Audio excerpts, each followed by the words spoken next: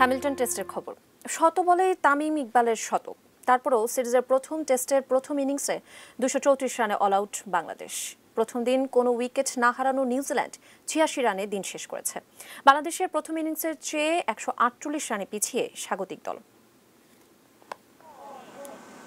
New Zealand পেসারদের চেনা কন্ডিশনে বাংলাদেশ ব্যাটসম্যানদের কি অবস্থা হয় আর কেমন করে, শঙ্কা ও ভয়টা অমূলক ছিল না। তবে তামিম আর সাদমান জুটিতে ইতিবাচক শুরু বাংলাদেশের। 57 রানের ওপেনিং জুটিটা বাংলাদেশের ভালো অবস্থান তৈরিতে আলো দেখায়, কিন্তু উইকেটে মিডল অর্ডারদের সিদ্ধান্তের দোলাচলে শুরুর সঙ্গে শেষের মিলটা আর মেলেনি। খেলবেন না ছাড়বেন বুঝে ওঠার আগেই প্যাভিলিয়নের পথে হেঁটেছেন মুমিনুল, সৌম্যরা।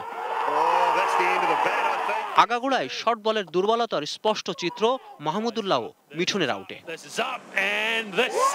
ম্যাচের এসব অনুষঙ্গ ছুঁতে পারেনি তামিমকে। 100 বলে ক্যারিয়ারের নবম সেঞ্চুরি তার, প্রশংসা না করে উপায় নেই। তবে 128 বলে 126 রানে তামিমের বিদায়টা দলকে কতটা ক্ষতি করেছে তা অজানা থাকার কথা নয় দর্শকের। ওয়ানডে মেজাজের ব্যাটিংটা খানিকটা শীতল হলে স্কোরবোর্ডের সঙ্গে দিনটাও হতো অন্যরকম। লিটন দাস, মিরাজও অনুসরণ করেছেন টিমমেটদের ফেরাকে। 59.2 ওভার আর 259 মিনিট উইকেটে থাকা বাংলাদেশ 234 রানে অল আউট।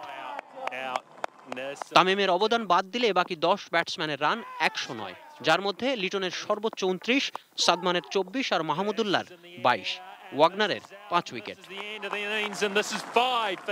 হতাশায় বাংলাদেশ তাদের ইনিংস শেষ করলেও স্বস্তি নিয়ে অন্তত বোলিং করতে পারত, সঙ্গে এবাদতের অভিষেকটাও হতো রঙিন। তবে ক্যাচ মিসে তা আর হয়নি।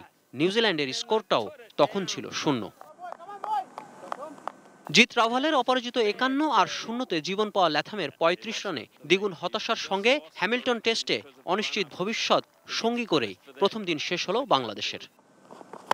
Khairuzzaman, sports desk, ATN news.